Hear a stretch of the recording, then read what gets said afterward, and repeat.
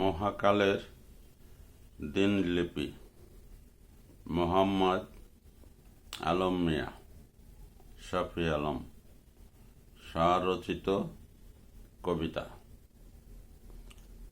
দেখলাম এক সবাক চিত্রে বিদেশে পথের পাশে এক উন্মাদ নিজের মনে কথা বলে কাঁদে হাসে। হঠাৎ কজন পুলিশ এলো অস্ত্রধারী, জমকালো পোশাকে খুব অত্যাচারী। বুটের তলে সবে মিলিয়ে পিষিয়ে দেয় উন্মাদের পা। পাগলের আকাশ ফাটা আর্তনাদে কেউই থামে না। পাগল যখন গড়িয়ে পড়ল,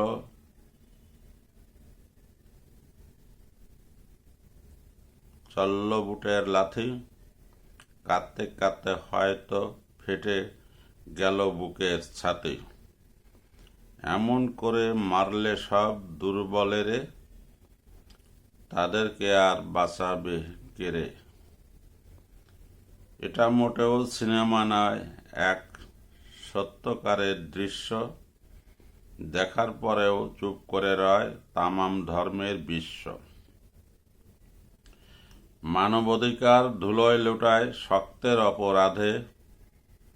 দেশে দেশে মানুষের সামনে নিত্য মানুষ কাঁদে।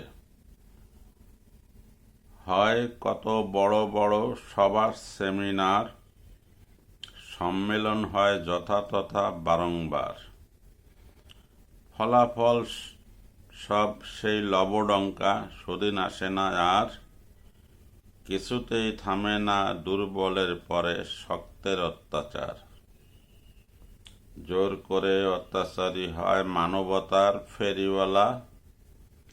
পৃথিবীকে দেখায় ওরা কথায় কথায় ছোলা কলা।